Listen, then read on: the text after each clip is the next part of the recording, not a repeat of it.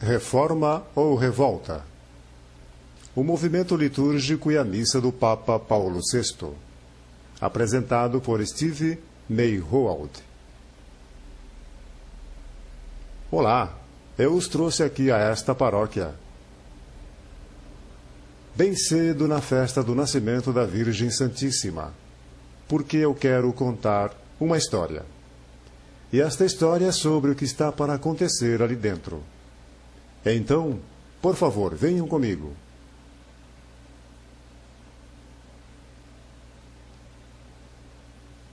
Como eu disse, hoje é a festa do nascimento da Virgem Santíssima. Veremos duas missas celebrando esta festa neste santuário. A primeira, conhecida um pouco impropriamente como Missa Tridentina, e a segunda oferecida segundo o missal do Papa Paulo VI. Não mostraremos as missas inteiras, apenas uma versão abreviada. Então, preste atenção e reze conosco. Missa Tridentina, rezada em latim.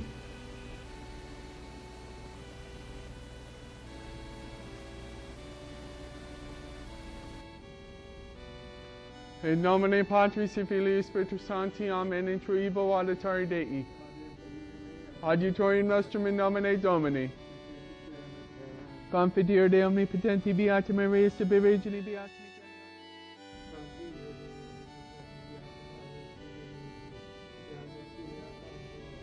Indulgentiam absolutionem et remissionem peccatorum. Kyrie eleison. Kyrie eleison. Christe eleison. Kyrie eleison. Kyrie eleison. Gloria in excelsis Deo et in terra Patris. Lectio Libri Sapientiae. Dominus vobiscum. Initium Sancti Evangelii secundum Matteum.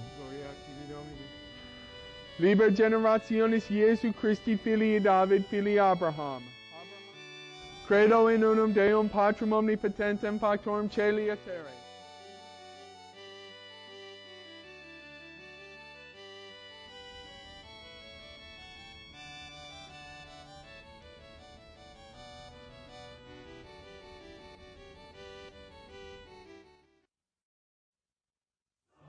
Sanctus, Sanctus, Sanctus, Dominus Deus.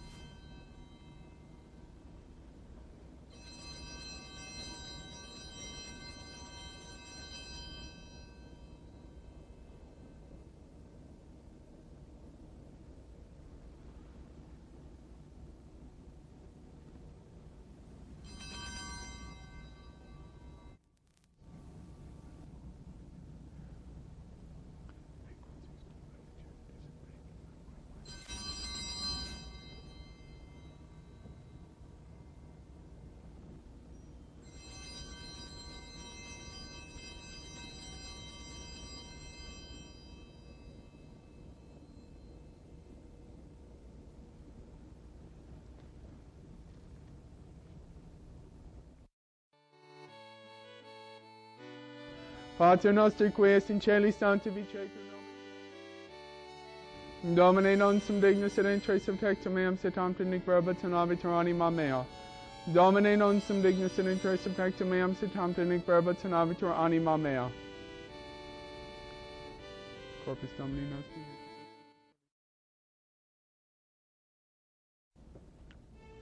Dominus vobiscum. Ite missa est. Dominus vobiscum. Initium Sancti Evangelii secundum Ioannum. São Miguel Arcanjo, defendei-nos do combate. Cobri-nos com vosso escudo contra os embustes e ciladas do demônio. Sacratíssimo coração de Jesus, tende piedade de nós. Sacratíssimo coração de Jesus, tende piedade de nós. Sacratíssimo coração de Jesus, tende piedade de nós.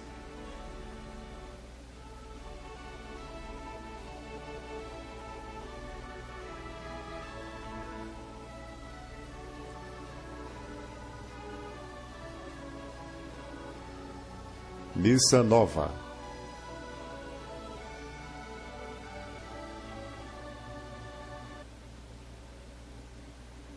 Em nome do Pai, do Filho e do Espírito Santo.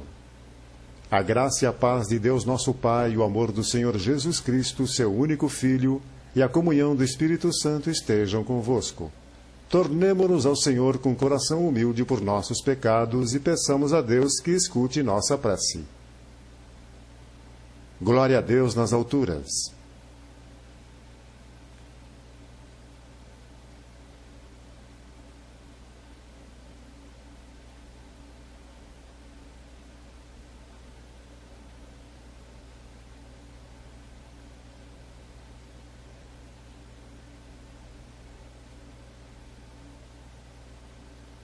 Com júbilo eu me alegro no Senhor. Aleluia, aleluia, aleluia. O Senhor esteja convosco e também contigo. Sendo feita a leitura do Evangelho. Louvado seja vós, Senhor, Deus de toda a criação. Por sua bondade temos esse pão a oferecer, fruto da terra e do trabalho do homem. Ele se tornará para nós o pão da vida.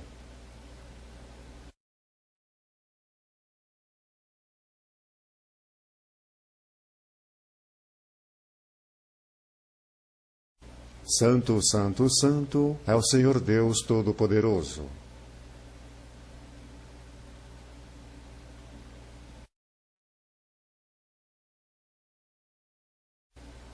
Na noite em que ia ser entregue, ele tomou o pão em suas mãos, deu graças, o partiu e entregou a seus discípulos, dizendo: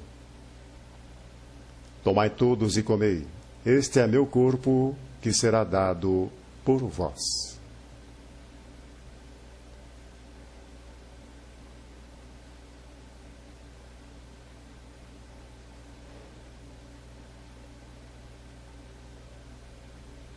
No fim da ceia, tomou o cálice, deu graças novamente e o deu a seus discípulos, dizendo: Tomai todos e bebei.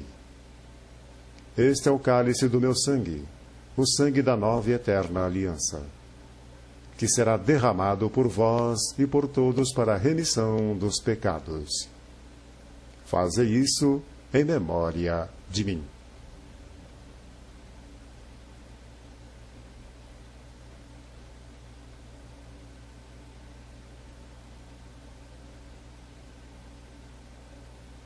Proclamemos o mistério da fé. Toda vez que comemos deste pão e bebemos deste vinho, proclamamos, Senhor, a vossa morte até sua vinda gloriosa. Pai nosso que estais no céu, santificado seja vosso nome. A paz do Senhor esteja sempre convosco e também contigo. Ofereçamos uns aos outros o sinal da paz que o mundo não pode dar. Cordeiro de Deus, que tira os pecados do mundo, tende piedade de nós. Cordeiro de Deus, que tira os pecados do mundo, tende piedade de nós.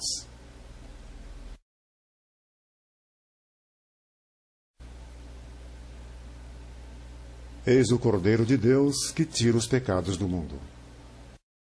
Felizes os convidados ao banquete do Senhor. Senhor, não sou digno de receber-te, mas dizei uma só palavra e serei curado.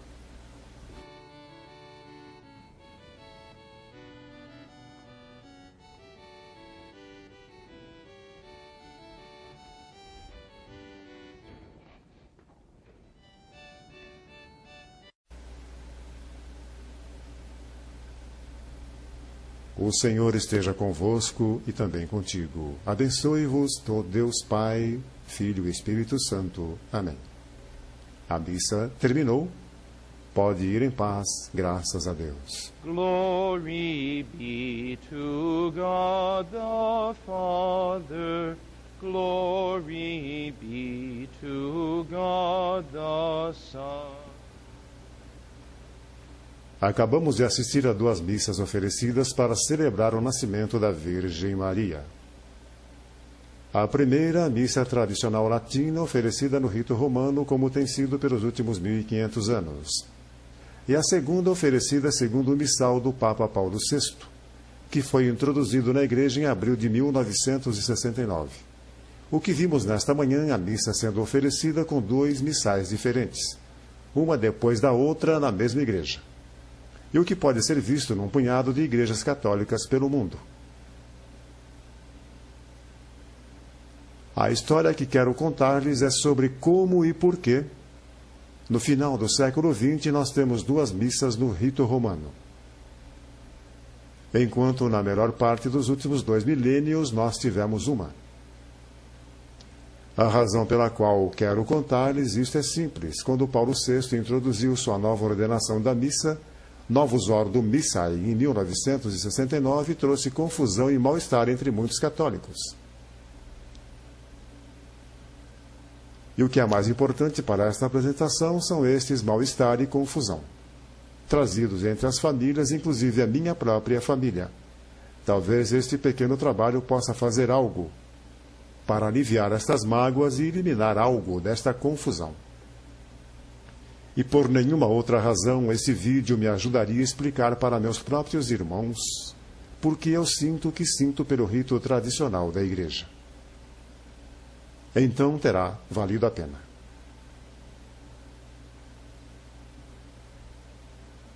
Nosso próximo destino é este estacionamento, porque este lugar é importante para a história que quero contar.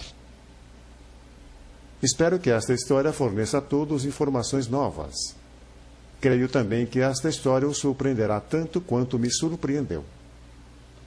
Na verdade, esta história não começou neste estacionamento, mas aqui foi onde eu me envolvi com ela.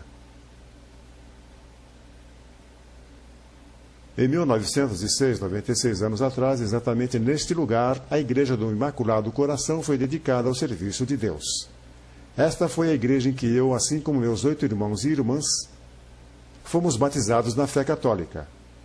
Esta foi a igreja onde fiz minha primeira confissão, onde recebi minha primeira Eucaristia e onde servi no altar durante o sacrifício da missa pela primeira vez. E foi na escola construída pela paróquia, uns anos depois que a igreja foi dedicada, que meus irmãos e irmãs e eu recebemos nossos primeiros 9 anos de educação católica pelas Irmãs Educadoras de São Francisco.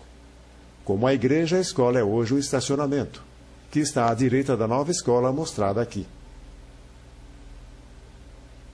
Em 1955, outra paróquia se estabeleceu nesta cidade em crescimento. O primeiro projeto foi uma nova escola mostrada aqui, que foi terminada 2 anos depois. A missa era oferecida no ginásio aqui, enquanto a nova igreja não estava pronta. Em 1967, a nova igreja foi terminada. Em 1969, minha esposa e eu nos casamos aqui e esta se tornou nossa paróquia. É muito difícil não notar o contraste dramático e tão evidente entre a antiga igreja e a nova. E para esta pequena cidade, assim como para milhares de outras que experimentaram o mesmo, considere o contraste dramático e repentino. Do dia para a noite, num lado da cidade está a Igreja Católica tradicional, com seu santuário elevado, altar alto, tabernáculo e crucifixo no centro, vitrais e as estações da Via Crucis em evidência. No outro lado da cidade, de repente, aparece esta estrutura que tem aparentemente nenhuma relação com a outra. Tem bancos de arquibancada dando a impressão do santuário ser rebaixado, com o foco sendo esta parede grande de tijolos quase vazia. Sem crucifixo visível, em vez disso, este Cristo ascendido é mostrado na parede vazia. Com os anos, esta parede vazia serviu de desafio até mesmo aos decoradores de igrejas mais progressistas. A última tentativa foi esta espécie de painel. E mesmo com esta grande estrutura como um edifício, não há vitrais visíveis. Nem estações da Via Crucis, nem estátuas ou imagens dos santos. Ou da Virgem Maria, a não ser um único ícone numa parede oblíqua e um tabernáculo meio escondido. E há diferenças sutis que escapam à atenção do observador casual. Note na igreja antiga o foco no altar alto. com o tabernáculo em vista proeminente e um crucifixo em cima, que é o centro da igreja, o foco. Agora olhe o desenho da nova igreja. Da entrada principal parece que a mesa-altar é o centro de foco, porque é central nessa vista particular. Na verdade, este não é o centro da igreja. O centro da igreja é aqui. Vê a diferença? A atenção de quem assiste à missa aqui não é o altar do sacrifício, mas dividida entre o ambão, onde são feitas as leituras, e o altar-mesa, que está, na verdade, à direita da frente da igreja. Considerando o antigo e o novo, isto é meramente duas visões arquitetônicas da mesma realidade? Ou há algo muito mais dramático atuando aqui? Depois de séculos de uma apresentação consistente dos mistérios da fé católica, chegou o momento, como o beato Papa João XXIII propôs, abram as janelas e deixem entrar um pouco de ar fresco? É isto um pouco do ar fresco que ele quis que entrasse?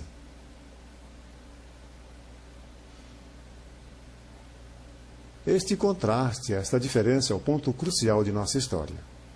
É por isso que o trouxemos aqui. Considerando o tempo de sua construção, esta igreja parece estar muito à frente do seu tempo. Além do mais, a tinta dos documentos do Concílio Vaticano II não estava ainda seca quando este prédio foi desenhado. No discurso de abertura do Concílio Vaticano II, o Papa João XXIII estava exuberante, deixando suas aspirações. Para aquele encontro serem conhecidas ao mundo, ele declarou: iluminados pela luz deste concílio, a igreja em que confiamos crescerá em riquezas espirituais e ganhará novo vigor de agora em diante. E olhará o futuro sem medo, de fato atualizando-se onde seja necessário. E pela organização sábia de cooperação mútua, a igreja fará homens, famílias e povos verdadeiramente voltar em suas mentes às realidades sobrenaturais. Isto, claro, põe a questão. Será uma mudança dramática no local e no modo das celebrações. Uma medida das riquezas espirituais do concílio do Papa João? Serão estes exemplos de arquitetura moderna, parte das riquezas espirituais prometidas pelo beato Papa João? Será isto o ar fresco que ele veria ou que ele queria quando abriu as janelas? Daremos uma boa olhada na revolução litúrgica que nos trouxe onde estamos hoje. E pelo caminho, acho que descobriremos muitas das respostas a estas questões. Catedral de Maringá, no Brasil.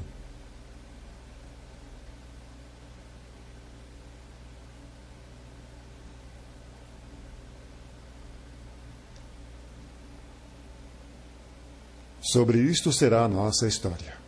Como isto aconteceu? Por que aconteceu? Quando aconteceu? Como nós fomos disto a isto? E para onde iremos? Antes de nos aprofundarmos na história, alguns esclarecimentos. Primeiro, é certo que a missa tradicional latina, como ela continua sendo celebrada hoje, foi nos passada praticamente intacta por mais de 1500 anos.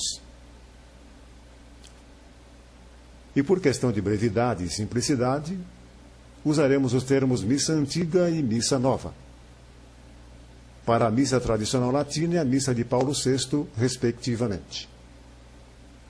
Segundo, se você viu antes alguma comparação entre a missa antiga e a missa nova, provavelmente viu uma missa tradicional solene celebrada por um bispo ou cardeal, sendo comparada com uma missa celebrada pelo padre saltitante, ou por alguém vestido com roupas de palhaço, ou um grupo de fiéis e o padre pulando pelo palco, ou balbuciando em alguma linguagem ininteligível. Não achamos que essas comparações são honestas ou justas. Por um lado, nem todo celebrante da missa tradicional é ideal em seu modo de ver a liturgia. Nem tampouco todos seguem o missal romano como deveriam. Por outro lado, nem todo celebrante da missa nova é frei saltitante ou padre bozo. Começamos nossa apresentação mostrando duas missas oferecidas no mesmo dia, no mesmo santuário, celebrando a mesma festa do nascimento da Virgem. Achamos que nossa comparação é honesta e justa. Como alguém decide ver esta comparação está além do nosso escopo. E o terceiro esclarecimento que eu gostaria de fazer é esse. Esta apresentação não foi feita para demonstrar que uma das duas missas é melhor, superior ou mais eficaz. Nosso foco principal são as questões propostas, as quais estamos a ponto de abordar. A primeira pergunta que pode ser estudada em parte agora: por que há duas missas no rito romano da Igreja Católica, quando desde tempos imemoriais na história houve apenas uma missa? A resposta é muito simples e direta. Em 1969, uma outra missa foi introduzida no rito romano da Igreja Católica, porque um certo grupo de pessoas, convencidas de haver uma forma melhor de oferecer a missa, que beneficiasse mais aos fiéis nos bancos das igrejas, ganhou a atenção dos homens mais proeminentes da igreja na época. Quando olhamos de perto em quem são estas pessoas, teremos percorrido um longo caminho na descoberta de como isto aconteceu. Tão logo se mencione os responsáveis pela missa nova, os suspeitos usuais são identificáveis de imediato. Há primeiro, claro, o Papa Paulo VI, que é inquestionavelmente responsável pela promulgação oficial da missa nova. Então vem o infame, era ou não era maçom? Arcebispo Annibale Bugnini, chefe do departamento pós-conciliar, encarregado de organizar a Constituição sobre a liturgia, Concilium. Yves Dupont, um australiano que imediatamente atacou a introdução da missa nova, relata em seu livro Profecia Católica, o Castigo Vindouro, com a primeira edição publicada no primeiro ano da introdução da missa do Papa Paulo VI, que a missa nova foi rejeitada no Sínodo dos Bispos em 1967. Mas os oficiais do Vaticano, que ele não identifica, desprezando a vontade dos bispos e com a ajuda de 6 ministros não católicos, foram adiante com a versão final de seu trabalho. Os 6 ministros não católicos mencionados por Dupont, incluídos na lista dos suspeitos usuais que bolaram a missa nova, 5 são mostrados aqui com Paulo VI. São Dr. George, Canon Jasper, Dr. Shepard, Dr. Conant, Dr. Smith ou irmão Turian. Juntos, eles representam o Conselho Mundial das Igrejas, a Igreja Anglicana, a Igreja Luterana e a Comunidade Protestante de Taizé. Dupont se refere ao Sínodo Mundial dos Bispos ocorrido em Roma em 1967. No Sínodo, os bispos foram apresentados à missa nova formulada pelo Concílio, quando pediram sua aprovação. Mas, de fato, eles não aprovaram, eles a rejeitaram. No entanto, isto não pôs um fim no trabalho do Concílium de Bugnini. Isto não foi tudo o que ocorreu em 1967. Enquanto os bispos rejeitavam a missa nova do Concílium, ao Comitê Internacional Inglês sobre a Liturgia, um grupo de bispos especialistas de 11 países de língua inglesa, para traduzir os textos litúrgicos de sigla ICEL, completava sua primeira interpretação da missa tradicional latina no inglês comum.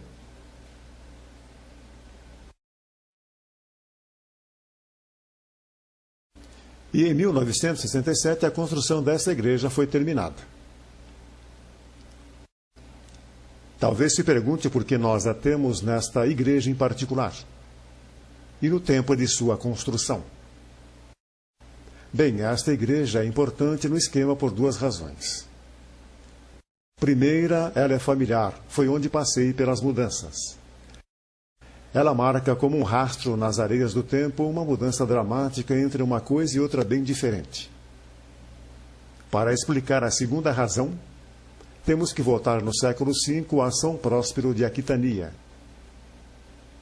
um leigo que foi secretário do Papa São Leão o Grande.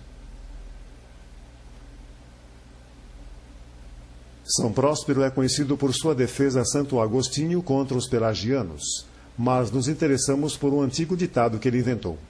Legem credendi lex statuat supplicandi, que em geral é abreviado por lex orante, lex credenti. Significa, a lei da oração determina a lei da fé, ou da maneira que se celebra, assim se crê. E claramente a recíproca desse axioma é verdadeira. Da maneira que se crê, assim se celebra. Daremos um exemplo. Esta é a igreja onde as missas foram celebradas. Quando esta igreja foi construída no início do século XX, a missa antiga, é claro, era a única oferecida aqui. Em adição à missa, entretanto, somos capazes de identificar a fé expressada pelas pessoas que celebravam aqui, na arte e arquitetura ao redor deles e em sua música. E, em outras palavras, apenas observando o modo como eles rezavam. Os vários aspectos da oração, liturgia, arte, arquitetura e música, lex orante. Pode-se determinar em que criam, lex credenti. Agora voltemos a esta igreja. Dissemos que ela foi terminada em 1967. Ano em que o Sínodo dos Bispos em Roma rejeitava a missa nova do concílio. No mesmo ano em que a primeira tradução oficial inglesa da missa tradicional foi terminada. Isto é, apenas 2 anos depois do concílio. Mas é também 2 anos antes da missa nova de Paulo VI. Considerando que a maior parte da construção desta igreja foi completada antes mesmo que os bispos do mundo tivessem visto a missa nova, e que ela terminou enquanto eles rejeitavam o projeto, de onde veio este desenho? Como alguém previu que o altar fosse despregado da parede e não mais o foco? Que o sacrário deveria ser escondido? Que o presbitério poderia ser rebaixado? Que todos os objetos sagrados que representam a fé católica, até mesmo o crucifixo, poderiam ser removidos? Como os desenhistas desta igreja sabiam, 2 anos antes do fato, que o Papa Paulo VI iria introduzir a missa nova? Como poderiam saber disto enquanto a missa nova era rejeitada pelos bispos até mesmo quando a igreja foi terminada? Como parece evidente, o desenho desta igreja não é culpa de Bonini, dos consultores protestantes ou do Papa Paulo VI. Mas isto não quer dizer que os arquitetos verdadeiros da missa nova e os arquitetos por trás do desenho desta igreja não sejam os mesmos. Na continuação de nossa busca pelos responsáveis pela introdução da missa nova no rito romano, temos que olhar brevemente a algumas personagens. O primeiro deles é João Wycliffe, um padre inglês do século XIV, que se educou no continente e em sua terra natal. Wycliffe foi o primeiro de sua época a propor que a Bíblia sozinha fosse a regra de fé suficiente. Ele espalhou sua heresia quase 200 anos antes de Martinho Lutero. Ele foi seguido por alguns pregadores itinerantes chamados de Lollardos. Wycliffe foi o primeiro a traduzir a Bíblia ao inglês e os historiadores protestantes se referem a ele como a estrela da manhã da Reforma. No final, ele negou seu sacerdócio a toda a fé católica e, em particular, a presença real de Cristo na Sagrada Eucaristia. Nós focamos brevemente nele porque foi o pavio da Reforma protestante. John Hus viveu no século XV e seguiu Wycliffe no mesmo caminho da sola Escritura, mas manteve sua crença na Sagrada Eucaristia e nos sacramentos. Como Wycliffe, Hus incentivou traduções da Bíblia na língua do povo. Hus insistia que a Sagrada Comunhão deveria ser recebida por todos em 2 espécies: a hóstia e o cálice, o corpo e o sangue de Cristo. Ele foi queimado na fogueira por sua heresia. O próximo sujeito que fará parte da história é João Gutenberg. Ele é parte disto por ter inventado a imprensa de tipo móvel. Seu trabalho mais notável foi uma Bíblia com 42 linhas por página. Se parecer uma tarefa pequena ou sem importância, considere isto. O projeto começou em 1452 e terminou em 1455. Trabalhando numa jornada normal, na época, de 12 horas. Foram necessários 2 empregados por mais de 37 dias só para preparar os tipos iniciais. Nesse passo era preciso mais de 3 anos, para imprimir apenas 200 cópias da Bíblia de Gutenberg. As próximas personagens serão considerados juntos Jerônimo Savonarola, um frade dominicano espanhol, Rodrigo Borgia, cuja mãe era irmã de Alfonso Borgia, Papa Calixto III. Rodrigo foi feito cardeal aos 25 anos por seu tio e eleito Papa Alexandre VI aos 61 anos, depois de ter sido o pai de pelo menos 4 bastardos. A razão para esses dois é uma afirmação pública de Savonarola contra o mundanismo, excessos e humanismo, que crescia entre os clérigos de seu tempo, e especialmente no Papa Alexandre VI. Nestes tempos, prelados e pregadores estão amarrados pelo amor às coisas terrenas. O cuidado das almas não mais os preocupa. Estão mais contentes em receber os rendimentos. Os pregadores pregam para agradar príncipes e ser agradados por eles. Fizeram pior, não só destruíram a igreja de Deus, eles construíram uma nova igreja em seu ritmo. Vá a Roma e veja. Sabeis o que digo a vós? O que fareis, ó Senhor? Levante e venha libertar sua igreja das mãos dos demônios, das mãos dos tiranos, das mãos dos prelados iníquos. Como Hus, Savonarola foi queimado na fogueira. Em nossa busca pelos responsáveis pela introdução da Missa Nova, por que vimos Wycliffe, Hus e Gutenberg? Bem, por causa de uma palavra, participação. Uma palavra que ouviremos bastante ao continuarmos o mesmo caminho. Wycliffe e Hus diziam que ela faltava em seus dias, e de uma forma importante Gutenberg, por sua imprensa, tornou possível. E Savonarola e o Papa Alexandre VI, bem, eles foram incluídos para dar um exemplo claro de outros tempos de grave crise na Igreja. Tempos não muito diferentes dos nossos, mas apesar dos esforços de certos homens, a Igreja sobrevive. E no final do reinado de Alexandre VI, veríamos as sementes plantadas por Wycliffe e Hus criarem raiz e crescerem. Menos de 20 anos após Savonarola ter sido queimado, o padre alemão e doutor em teologia Martinho Lutero pregou suas 95 teses na porta do castelo igreja em Wittenberg. Com este ato, a revolta dos protestantes começou seriamente. E uma grande procissão o seguiu. Felipe Melanchthon, Ulrico Zwingli, Thomas Cranmer, John Wesley, João Calvino e dezenas, talvez centenas de outros, disse antes que Wycliffe foi o primeiro a traduzir a Bíblia ao inglês. Aí veio Lutero, que quando rompeu com a Igreja, publicou a Bíblia em alemão, numa versão depois da outra, e sua própria versão da missa.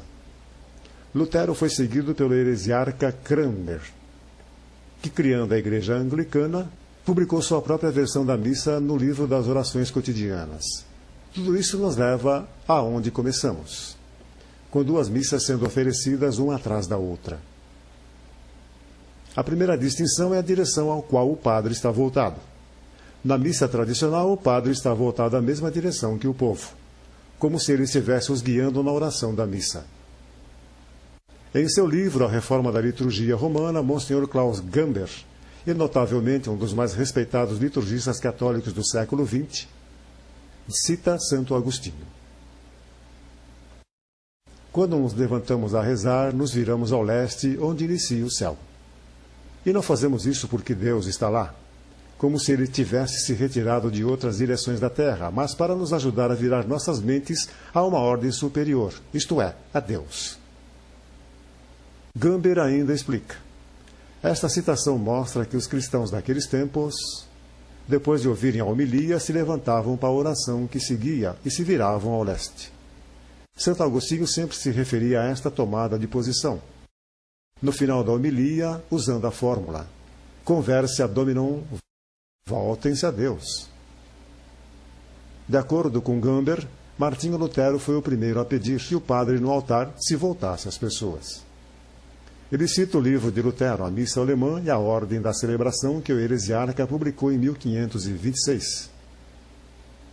Lutero diz: Deixem todas as vestimentas, o altar, as velas, até que fiquem gastos e decidamos mudá-las. E se alguém quer fazer as coisas diferente, deixam-no fazer. Mas na missa verdadeira, para cristãos verdadeiros, o altar não pode reter sua forma atual. E o padre deve sempre estar voltado para o povo.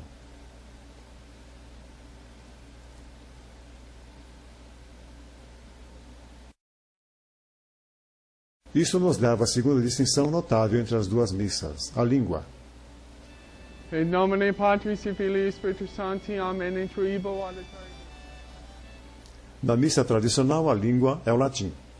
Na missa de Paulo VI, ainda que ela tendo sido promulgada em latim, ela é dita virtualmente em todo lugar na língua do povo. In the name of the Father, and of the Son, and of the Holy Spirit.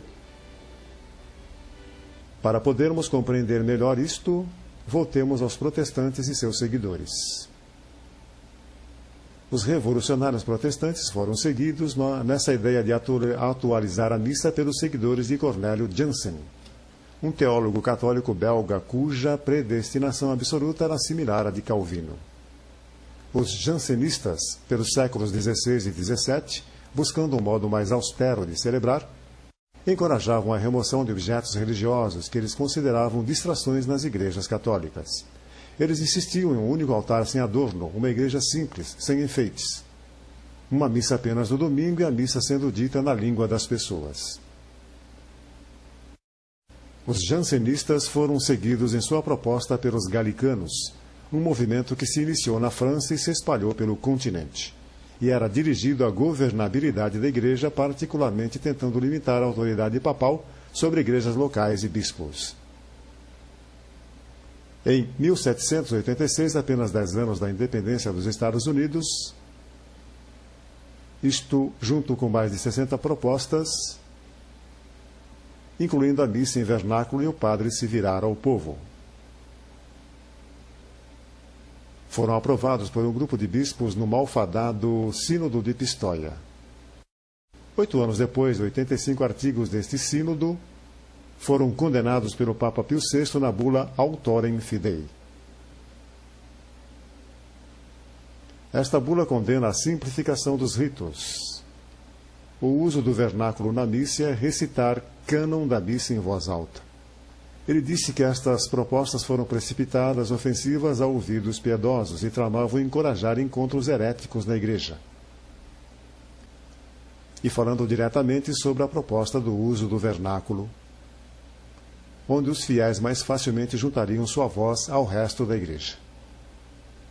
Pio VI respondeu insistindo que esta proposta era falsa, precipitada, perturbadora da ordem prescrita para a celebração dos mistérios, e facilmente produziria muitos males. Quão proféticas estas palavras se mostraram. Caso não tenham percebido, a razão para recontar esses detalhes particulares é para ajudar quem está assistindo este vídeo a entender que o pedido para simplificar a missa, o pedido pela missa na língua do povo, o pedido para o padre se voltar aos fiéis, o pedido por uma liturgia mais includente, o pedido para o cânon da missa ser dito em voz alta, nada disso apareceu na época do Concílio Vaticano II. O movimento, de fato, foi um movimento, com cada vez menos resistência, desde os dias de Lutero, Cranmer e Calvino, só atingiu seu pico culminando nos dias do Vaticano II. Para mostrar isso claramente, vamos prestar atenção ao padre Antônio Rosmini, um italiano fundador dos Rominianos, uma ordem dedicada à educação dos jovens. Em 1832, 2 anos após Nossa Senhora aparecer a Santa Catarina Labouré e dar sua medalha milagrosa, Antônio Rosmini completou seu livro As 5 Chagas de Cristo, que se tornou bastante lido entre os clérigos progressistas pela Europa. Nele, o padre relata que ele acha ser as 5 coisas principais em seus dias que mais feriam Cristo. A primeira coisa que ele relata é a divisão entre o padre e o povo na celebração. Rosmini acreditava que a falta de conhecimento de latim do povo, combinado com a distância entre o povo e o padre, causavam divisão. E considerando a missa, ou mais precisamente, a participação das pessoas na missa, Rosmini chegou à mesma conclusão. Em 1832, que Lutero e seus seguidores 300 anos antes, que a distinção entre padre e o povo era muito acentuada. Uma separação muito grande. E pelo latim ter deixado de ser há muito tempo uma língua que o povo entendia, eram incapazes de entender o que acontecia na liturgia da igreja, e, portanto, incapazes de participar plenamente. Ao contrário da proposta de Lutero, ou ao que foi adotado no final por Paulo VI, Rosmini propôs diretamente que, se línguas modernas são excluídas, só há duas soluções. Primeiro, o estudo do latim entre os fiéis deve ser encorajado ao máximo. Métodos melhores de ensino ajudariam muito.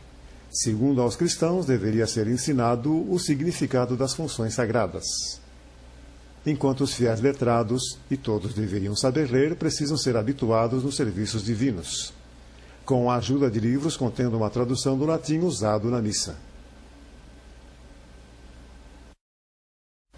E isto nos leva a alguns fatos pouco conhecidos entre os católicos.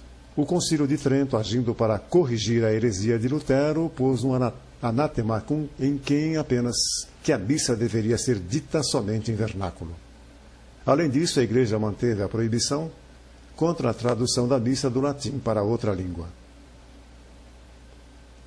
Há duas razões particulares para a Igreja banir traduções. Primeiro, o sagrado mistério da missa.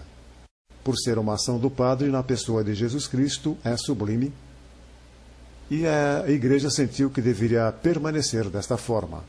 A segunda razão é óbvia, baseada no que vemos hoje. Uma tradução precisa e eficiente logo dá lugar à interpretação do tradutor mais recente, até aparecer traduções com vários significados. Do mesmo modo, a Igreja vinha consistentemente proibindo a tradução da Sagrada Escritura pelas mesmas razões. Só depois da publicação da Bíblia de Lutero e de algumas antigas Bíblias inglesas, a Igreja permitiu uma tradução autorizada ao inglês. O Velho Testamento foi traduzido em Dowey e o Novo Testamento em Reims. Mas mesmo com a Bíblia traduzida em algumas línguas, a proibição de traduzir a missa permaneceu em efeito. Apesar da proibição, em 1660, o missal inglês-francês foi preparado e pronto a ser lançado na França.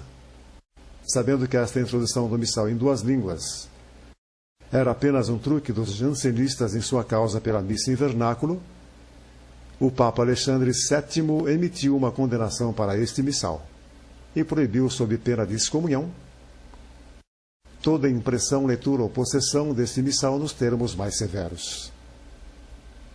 Na bula Ad Auris Nostras, o Papa proíbe este missal para sempre. E conclui proclamando que, sob pena de excomunhão latae sententate, imposta pelo vigor da lei mesma, nós proibimos para sempre sua impressão, leitura e posse. A última proibição emitida por Roma veio em 1857, pelas palavras de um decreto que disse: não é permitida a tradução do ordinário da missa ao vernáculo e imprimir o mesmo para uso pelos fiéis, nem pode tal trabalho receber a aprovação de um bispo. Contrariando as proibições existentes na época, em 1822, a primeira tradução americana do missal romano foi publicada pelo bispo João England de Charleston. Nós recordamos este missal por ter gozado de amplo uso entre fiéis católicos do século XIX e início do século XX. Bispo England explicou cuidadosamente por que latim é usado como a língua da missa em termos que todos podem entender. A doutrina da Igreja é essencialmente imutável. Portanto, uma língua morta não sujeita a mudança no sentido de suas expressões é muito melhor empregada para preservar a imutabilidade que línguas modernas que estão permanentemente variando. Só em 1877, o beato Papa Pio IX permitiu um bispo autorizar um missal para fiéis. E o Papa Leão XIII finalmente os pôs em imprimatur regular. Mas voltemos a Rosmini, que entendeu isto muito bem. Ao mesmo tempo, um padre reconhecido e filósofo, Rosmini, deixou claro que mudar a língua da liturgia para a língua do povo não era a resposta. Ele escreveu: eu não listei todas as vantagens das línguas antigas, nem as desvantagens das línguas modernas. Mas o que eu disse é suficiente para mostrar conclusivamente que o dano causado pela separação entre o clero e os fiéis no ofício divino não pode ser remediado introduzindo novas línguas nas igrejas. O uso dessas línguas em lugar daquelas consagradas por séculos implicaria uma cura pior que a doença. Isso nos leva a um detalhe interessante. O trabalho que nós citamos aqui, As 5 Chagas de Cristo, era um dos 2 livros de Rosmini postos no Índice dos Livros Proibidos em 1849. 3 anos depois da aparição de Nossa Senhora em La Salette. Rosmini morreu em 1855 e em 1887 o decreto post-obtum do Santo Ofício condenou 40 proposições tiradas dos trabalhos de Rosmini. Mais de 100 anos depois, Paulo VI referia os trabalhos de Rosmini como proféticos.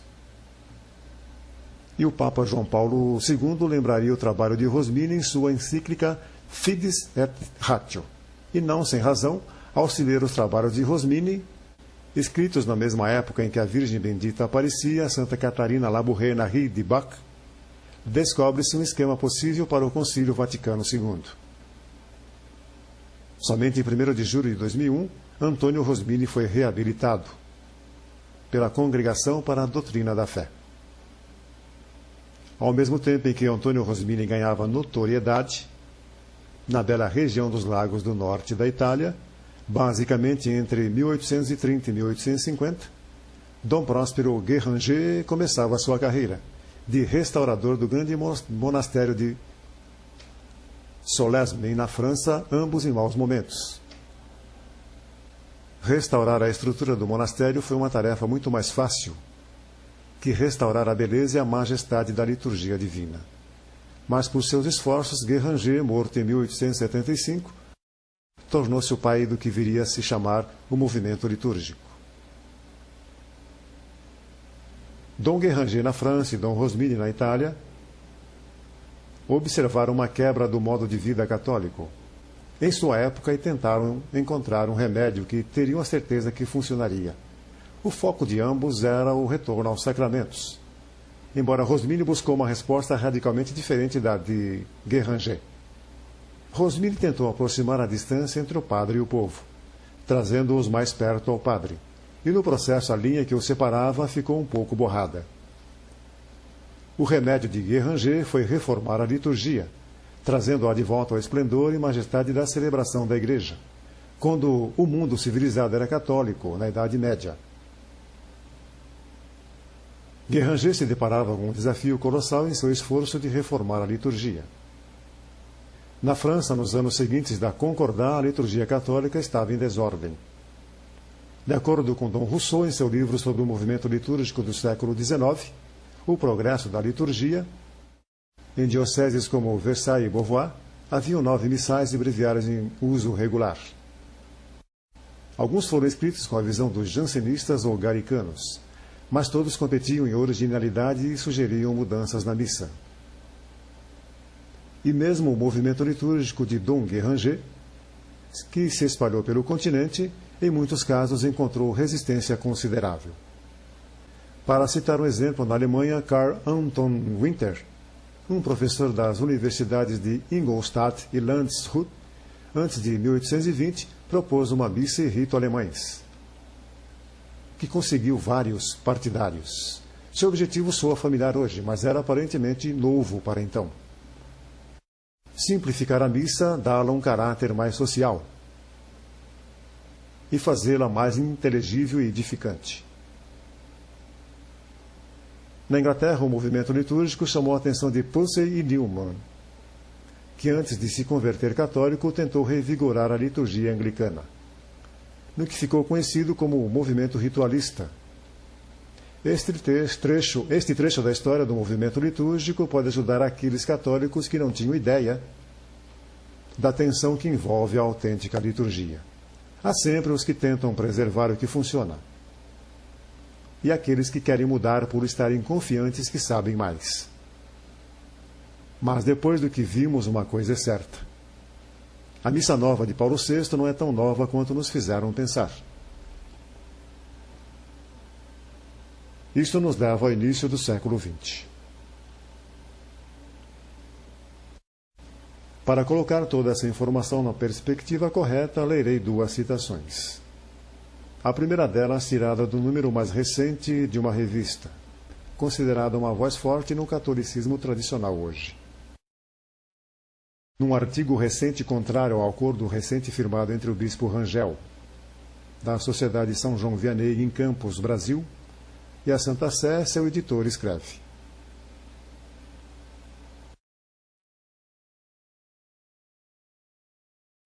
combater os erros dos neomodernistas hoje é impossível, sem admitir inequivocamente que o concílio e sua invenção, o Novus Ordo Missae, foi um erro catastrófico de prudência.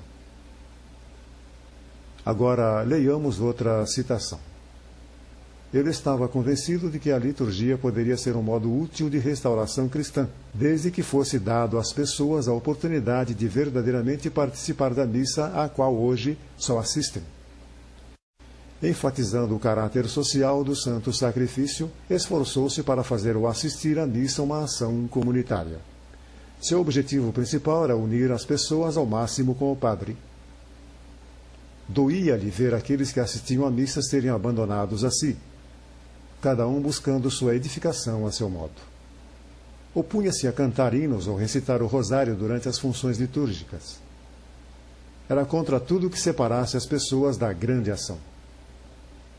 Queria que todos cantassem o ordinário. Era a favor da restauração da comunhão sob duas espécies, depreciava missas privadas e achava que o santo sacrifício devesse ser oferecido apenas quando o povo participava da comunhão sacramental. Achava que confissões comunitárias deveriam substituir as privadas, queria eliminar o celibato dos padres, pôs uma visão vaga na veneração de Nossa Senhora e dos santos, falou negativamente sobre a autoridade papal, devoções populares e peregrinações. E lutou para a missa ser celebrada em vernáculo. Enquanto isto soa ter sido dito por algum dos especialistas litúrgicos ultraprogressistas que puseram seu peso no radical Concílio Vaticano II, isto foi tirado do livro de Dom Rousseau, O Progresso da Liturgia. A ele refere-se a J.B. Hirscher, um teólogo proeminente, e um dos fundadores da Universidade de Tubinga, reduto do cardeal Ratzinger. Estas propostas sugeridas por Hirscher, no entanto, foram publicadas em 1820. E mesmo que cada uma delas foi acatada depois de 1960, estas ideias que apenas repetem os protestantes e jansenistas antes dele, foram dificilmente uma invenção do Concílio Vaticano II. Hirscher morreu em 1865, 100 anos antes do final do Concílio Vaticano II. Entendo que apresentamos aqui muitas minúcias históricas. Mas se quisermos entender a verdade sobre a introdução da missa de Paulo VI, então algo desta história é essencial, como se tornou flagrante no início do século XX. Houve uma polarização sobre a liturgia em dois lados particulares. Ambos reconhecem a crise de fé na Igreja resultante de duas revoluções. Primeiro, a Revolução Protestante, que atacou a Igreja. E segundo, a Revolução Francesa, o Iluminismo, que atacou ao próprio Deus. Ambos lados queriam, sinceramente, restaurar a Igreja. Apenas discordavam no método. Por um lado, os progressistas, que compartilhavam algo ou tudo do pensamento de Winter, Hirscher, Jansen, e, em parte, Rosmini e os progressistas que o seguiram. Eles forçaram cada vez com mais força pela simplificação da missa, pela missa ser dita em vernáculo para o padre voltar ao seu povo, pela comunhão em duas espécies, por um clero casado, por uma piedade menos individualista, que achavam protestante, por mudanças na arte e arquitetura das estruturas físicas, que removeriam elementos que distraíssem para torná-los mais acessíveis ao envolvimento comunitário. Também advogavam pela inclusão de música popular na liturgia. Estavam certos de que, se estas modificações fossem acolhidas por todos, a Igreja Católica seria renovada. No outro lado, apoiado por Dom Guéranger e em seguida por Dom Baudouin, antes de sua entrada na experiência ecumênica, forçavam por um retorno ao sagrado, a grande era litúrgica da Idade Média. Estavam seguros de que os fiéis se beneficiariam da beleza, pompa, esplendor, mistério e piedade intensa da liturgia tradicional. Poderíamos também dizer que havia uma terceira parte, os indecisos. Aqueles padres, monges e teólogos que não haviam se posicionado, mas continuavam a exercer seus ministérios da melhor forma possível. Aceitariam qualquer um dos lados, que fosse capaz de pôr o argumento mais convincente. Na aurora do século XX, esta era a situação. E mesmo que o primeiro Papa eleito no século XX claramente estava do lado do Dom Guéranger, o papado de São Pio X foi uma virada nas guerras litúrgicas. Meses após sua eleição, em 1903, São Pio X emitiu um motu próprio, Trale Sollecitudino, para lidar com muitos desses assuntos. O grande Papa condenou a introdução de música profana na liturgia e os abusos individuais que ficavam mais e mais disseminados. Ele chamou a remoção da arte banal, que era lugar comum nas igrejas, e ordenou o retorno da beleza na arte e arquitetura, que refletisse o autêntico pensamento católico.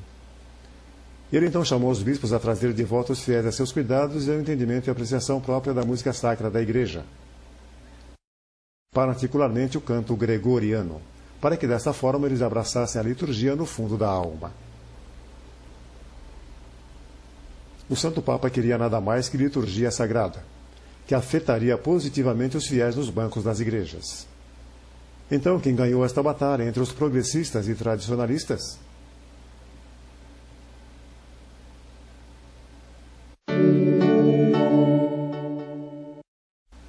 Mas como isso aconteceu? Como eles superaram seus oponentes tradicionais? Quando a todos parecia que os partidários da posição tradicional estavam no poder. A primeira coisa que ocorreu, que começou a alterar os rumos, foi o sequestro do motu próprio de São Pio X na liturgia. Quando ele pediu especificamente pela participação dos fiéis pelo canto gregoriano, convencido de que isto os faria abraçar a beleza e mistério da sagrada liturgia. Os progressistas anularam esta tentativa e deturparam suas palavras, dizendo que o Papa queria que a participação fosse ativa, como em envolvimento físico. Certamente o Papa não disse nem queria dizer isso.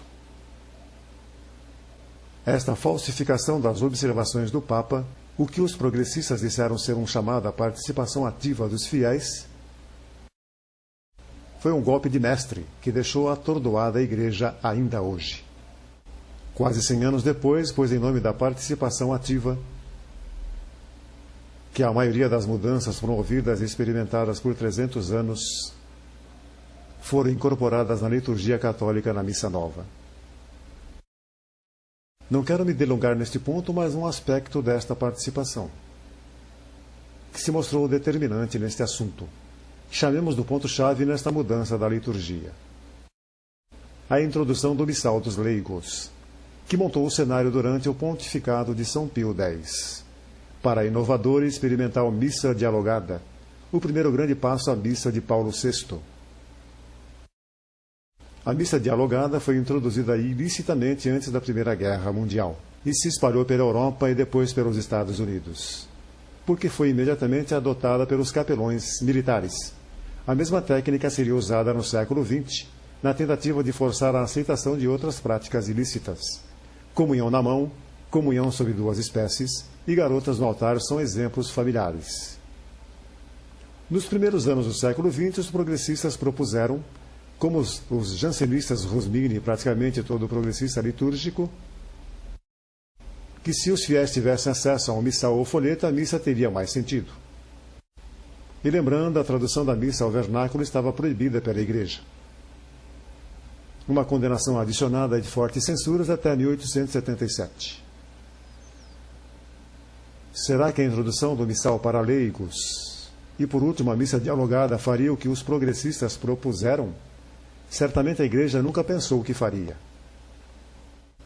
São Leonardo de Port-Maurice, o grande pregador franciscano, que trouxe dezenas de milhares de calvinistas de volta à Igreja, escreveu extensivamente sobre a missa.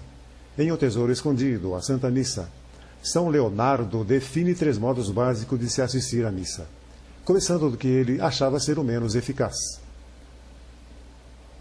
O primeiro método é usado por aqueles que, com livros na mão, acompanham com extrema atenção todas as ações do padre e passam a missa inteira lendo. O segundo método de ouvir a missa é usado por aqueles que dispensam livros, que não leem absolutamente nada durante o tempo do sacrifício divino. Apenas fixam seu olhar, iluminado pela fé em Jesus crucificado. E, inclinados na árvore da cruz, colhem seus frutos em doce contemplação, passando o tempo todo em devoto recolhimento interior, e docemente prendem suas mentes em consideração dos mistérios da paixão de Jesus Cristo, não apenas representados, mas misticamente levados a cabo no santo sacrifício. Não há dúvida que este modo de ouvir a missa é muito mais frutífero que o primeiro, assim como mais doce e atrativo. O terceiro método que São Leonardo propôs é uma combinação dos 2 anteriores, que usam algumas orações lidas, mas não as do missal, mas orações específicas para os 4 fins da oração da missa: adoração, contrição, petição e ação de graças. São Pedro Julian Ehrmar, que viveu no século XIX e foi conhecido como o apóstolo da Eucaristia, propôs vários métodos de ouvir a missa que ele considerava excelente. Nenhum deles era com o uso de um missal. Lembremos o bispo John England, que publicou o primeiro missal americano. Em defesa da língua latina, ele apontou que a missa não é uma oração comum, mas um ato de sacrifício, que pelo ministério do padre Deus age beneficamente pelas pessoas. Em outras palavras, antes de 1877, a Igreja proibia oficialmente os missais de leigos. E muitos santos da Igreja certamente deram esclarecimentos sobre modos em que os fiéis pudessem eficazmente participar da missa. E não era pelo uso de um missal ou folheto. Porque então, não apenas os progressistas, mas até os que seguiram os passos de Guéranger, houve tanta campanha por um missal em vernáculo usado em cada missa? É uma pergunta interessante e é ainda mais interessante porque a demanda pelo uso de um missal por cada leigo é a única coisa em que os progressistas e os tradicionalistas concordavam. Você não acha que o uso de missais por leigos na missa possa ser considerado um degrau algo a mais? Acha? Digamos que é tentador, neste ponto, fornecer muito mais detalhes históricos sobre o movimento litúrgico. Mas para nossos propósitos há muito mais informação que tempo para acabar este vídeo.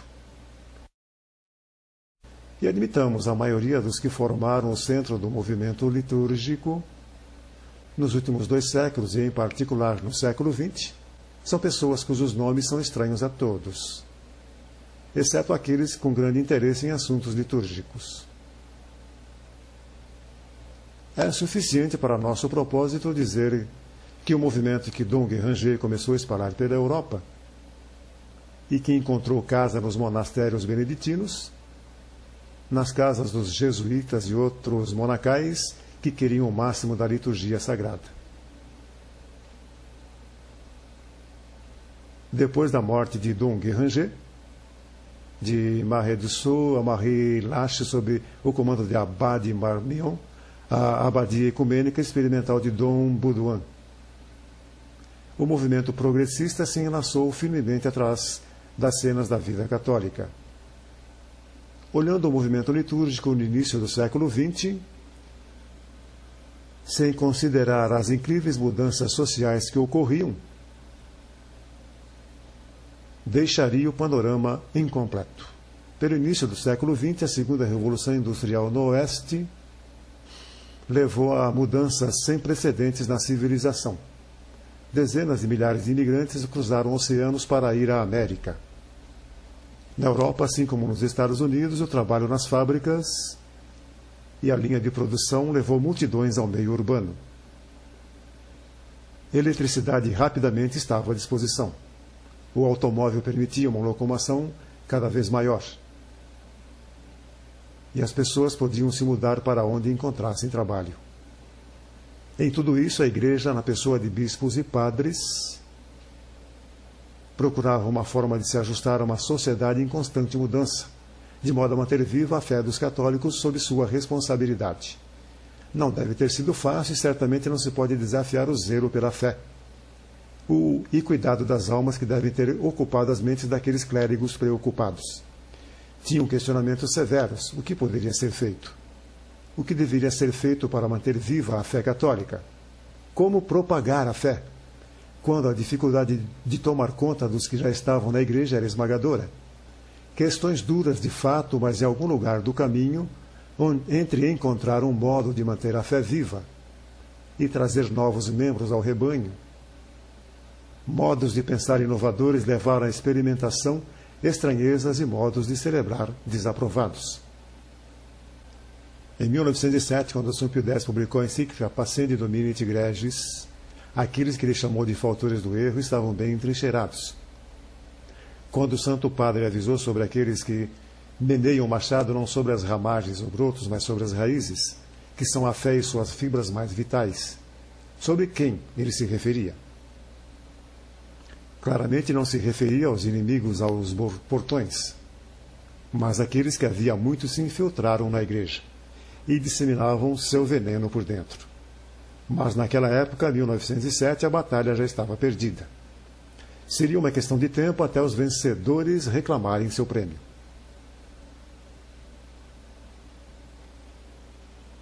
Depois do motu próprio de São Pio X em 1903, o movimento litúrgico se enraizava no monarquismo europeu.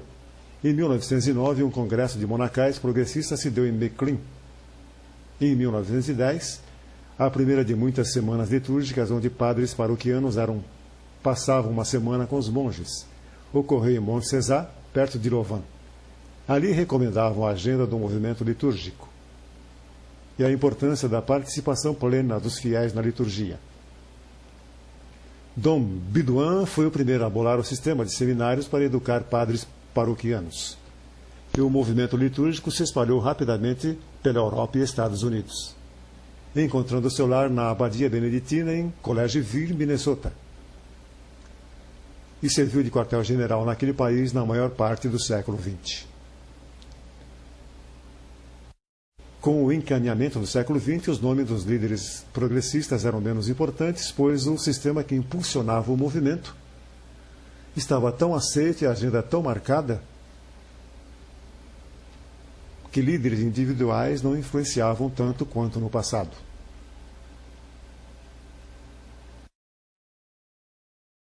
Houveram incidentes no caminho importantes no esquema,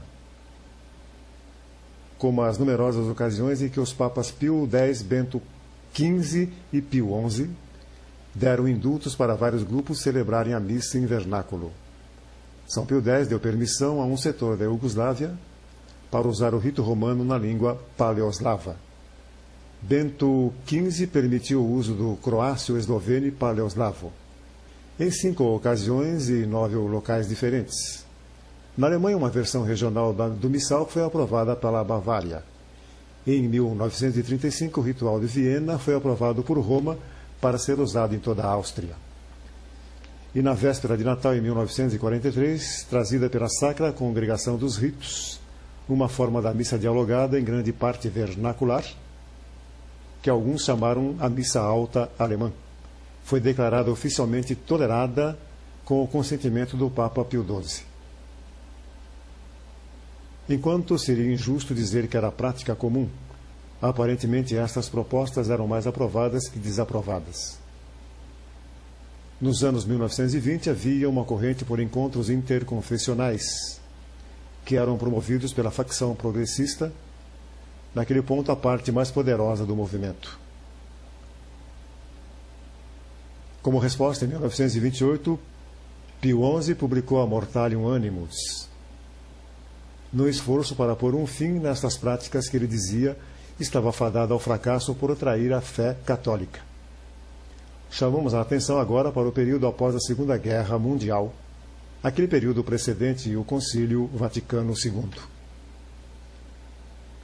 No final da Segunda Guerra, o movimento litúrgico estava tão firmemente entrelaçado no rito latino que podemos dizer que estava disseminado. Nem era clandestino, embora os fiéis não tivessem a mínima ideia, porque a liturgia não era algo de se preocupar.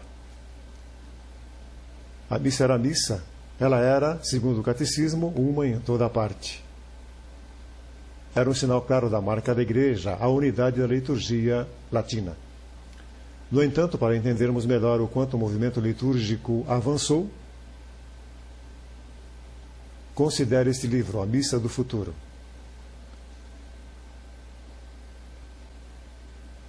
Primeiro pense por um instante nesse título, A Missa do Futuro. Considerando que havia uma missa no rito romano por quase 2000 anos, como poderia haver uma missa do futuro? E como alguém poderia pensar nisso em 1948, quando esse livro foi lançado? O autor, o jesuíta Geraldo Wellard, foi um promotor e agitador do movimento litúrgico. Este livro, seu segundo no assunto, dava um resumo das atividades que levaram ao avanço do movimento no final da guerra. Ele antecipou de modo notável a direção que as coisas tomariam. Vejamos o que parecia esta missa do futuro em 1948. Para Elard, o fato de que haveria uma missa nova era certo. Para desvendar em o que se pareceria a missa do futuro, ele focalizou-se em uma dúzia de pontos. Primeiro, o título desse capítulo é Procura-se nome para a missa nova. Ele propõe se a missa tornasse uma função social em que todos compartilhem, ou melhor dizendo, antes que a missa possa ocupar esta posição, ela requer uma modernização em terminologia popular. No momento, ela sofre a deficiência de uma nomenclatura arcaica. E para aqueles que não falam liturgês, isto quer dizer que o nome da missa, o santo sacrifício da missa, deve ser substituído. Logo após, ele sugere que, como os fiéis não entendem o conceito mesmo, seja dado ao termo sacrifício um prazo de 10 anos. E que nesse intervalo a ação sagrada seja descrita e falada como Santa Missa, a perfeita profissão de amor. Isto não é uma ideia nova. Ouça as palavras de Martinho Lutero, sobre o mesmo assunto que ele escreveu quando preparava sua própria celebração. Quando derrubarmos a missa, teremos derrubado todo o papado com ela. Pois é na missa, como numa rocha, que o papado se apoia, com seus monastérios, dioceses, colégios, altares, ministros e sua doutrina.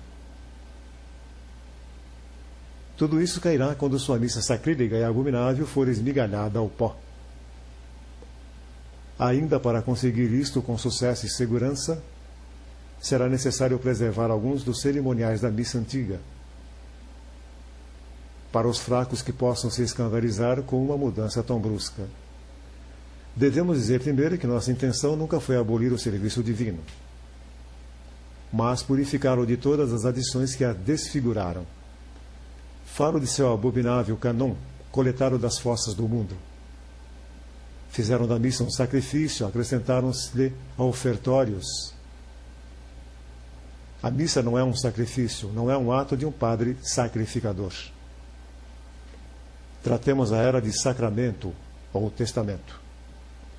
Chamemos de bênção ou Eucaristia, ou Mesa do Senhor, ou Ceia do Senhor, ou Memorial do Senhor, ou qualquer título que se queira, desde que não seja sedimentada com os termos sacrifício ou renovação.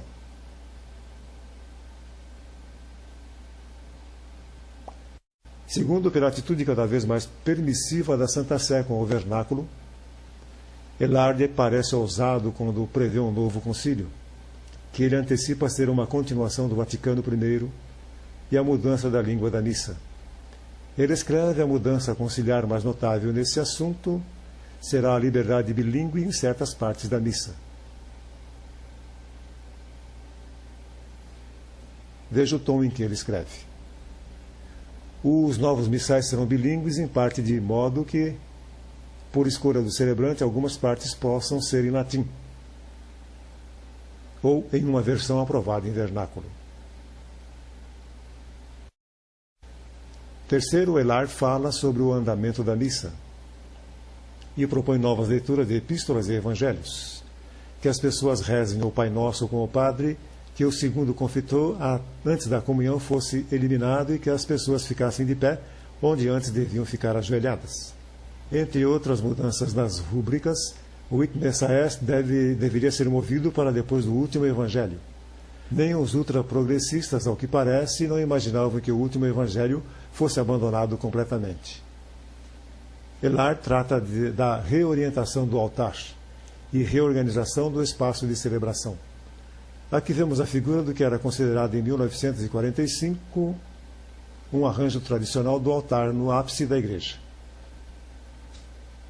Aqui está o novo desenho com o altar despregado da parede e com o coro atrás do altar com poltronas e assentos nas laterais. Padre Elard menciona esta igreja São Marcos em Burlington, Vermont. Note que ela tem, como diz Elard, um altar de 2 lados, de forma que a missa pode ser dita, observe o termo usado, com o padre voltado contra os fiéis, ou então com eles celebrando no outro modo, mais antigo, voltado a eles. Ele continua: a missa baixa, especialmente se for uma missa dialogada, ganha muito em proximidade e intimidade no modo versus polulum. Neste capítulo, Elard cita 2 bispos, arcebispo Feltin de Bordeaux e bispo Raymond de Nice, que em 1945 favoreciam publicamente tanto o padre voltar-se aos fiéis quanto o uso do vernáculo. E lembre-se, isso é 1945, não 1965. Sobre a música nas celebrações, Elard insiste que o canto tradicional seja cantado por todos na missa e que todas as músicas fossem traduzidas ao vernáculo. Sobre a procissão do ofertório, Elard dá exemplos com fotos de lugares em 1940. A procissão do ofertório já estava em uso regular. De que isso se tornaria uma prática comum não era nenhuma dúvida para Elard em 1942. O autor lida com um assunto complexo na época. Variações da missa para acomodar várias ocupações, idades, classes, etc. De novo, 20 anos antes do Concílio Vaticano II, parecia difícil imaginar que fosse remotamente possível uma missa em vernáculo com a escolha de várias orações eucarísticas. Elard fala agora das missas convenções, isto é, missas oferecidas a multidões como numa convenção. Ele propõe, claro, missas concelebradas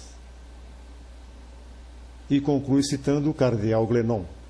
Isto não é uma inovação, mas uma restauração. Os últimos pontos de Elard são como a missa beneficia os vivos. Deveria ser oferecida pelos vivos e não pelos mortos. E enfatiza que as missas de Requiem deveriam sumir. Que a proibição contra missas noturnas regulares deveria ser removida. Claramente isso é a parte do plano dos progressistas. Mas para tornar possível a missa antecipatória do sábado à noite, que cumpriria a obrigação do domingo em cada paróquia do novo Zordo.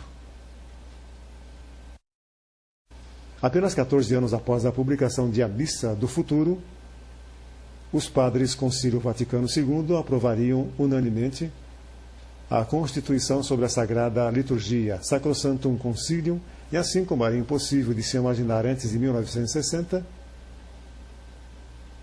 se poria a cada item da lista de pedidos dos progressistas para que fosse implementado o mais rápido possível.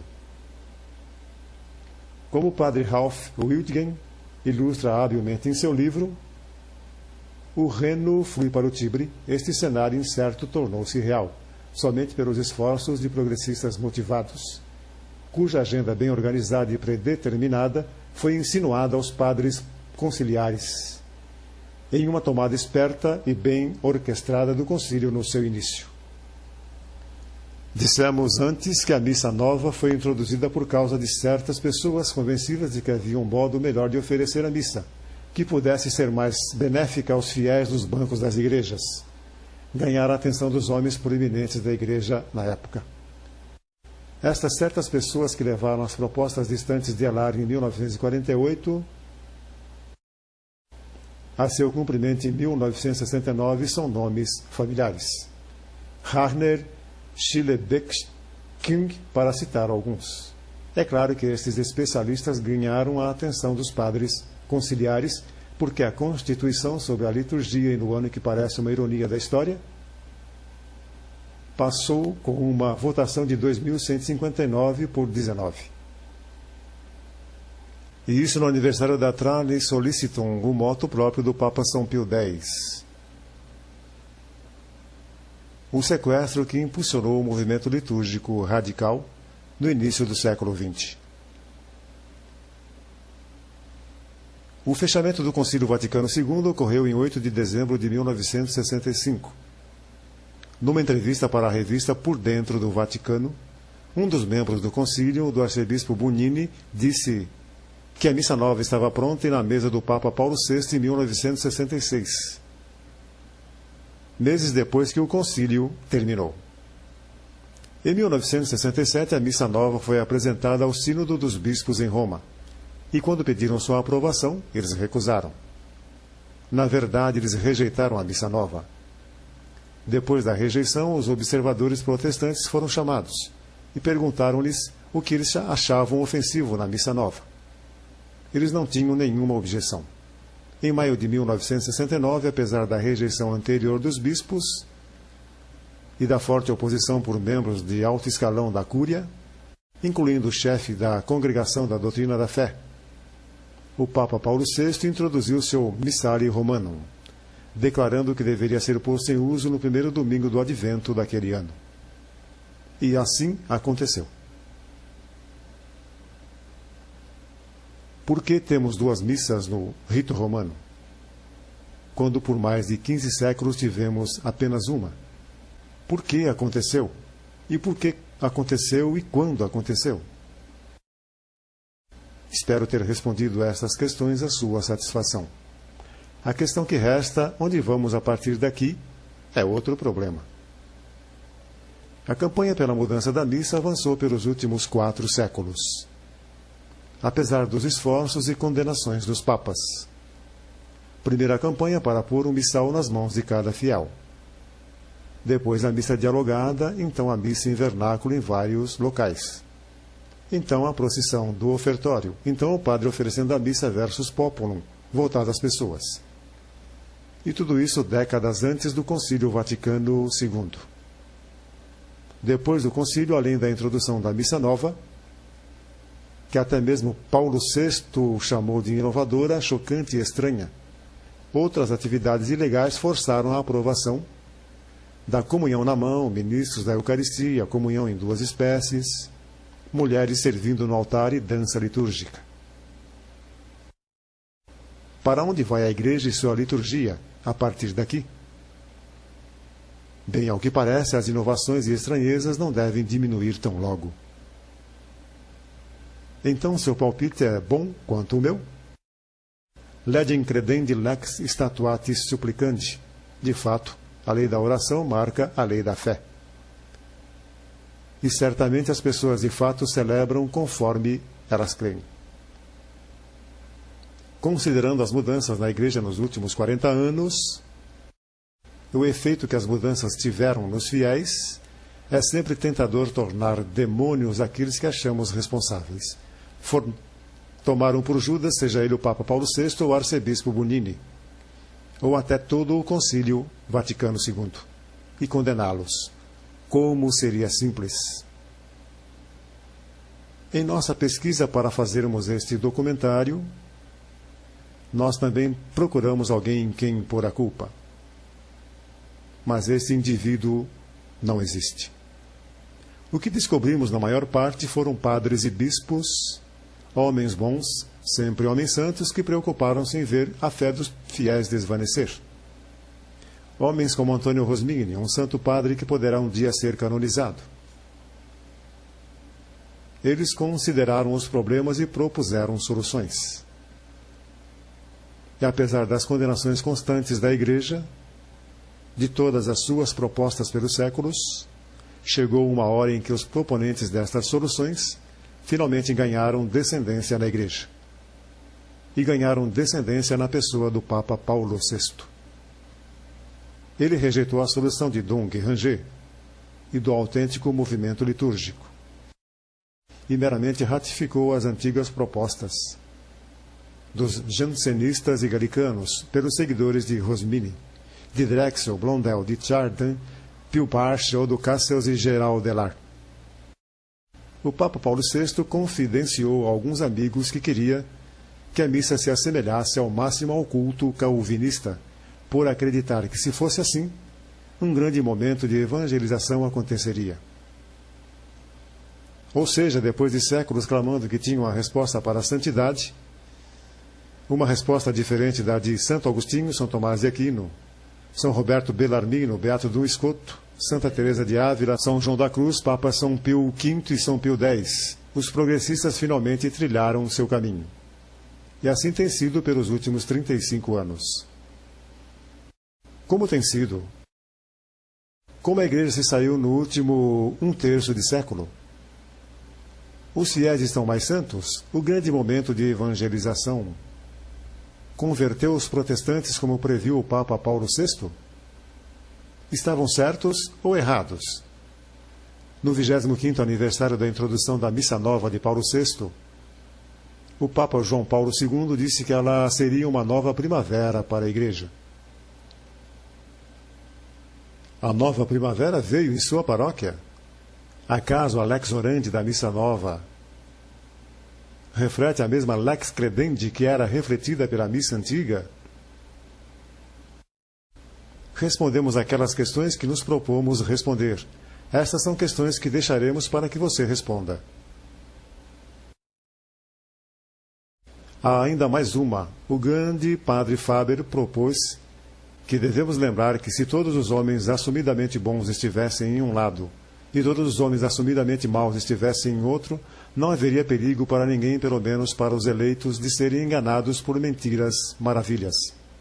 São os homens bons uma vez, esperamos que ainda bons, que farão o trabalho do anticristo e tristemente crucificam a Cristo novamente. O engano vem dos homens bons que estão do lado errado. Daí a questão: qual é o lado errado? Tentamos dar-lhes estas informações o mais honestamente e imparcialmente possível. Faça o que quiser com ela. E da próxima vez que alguém disser que a Missa Nova foi uma invenção do Concílio Vaticano II, poderá responder: eu gostaria de te contar uma história.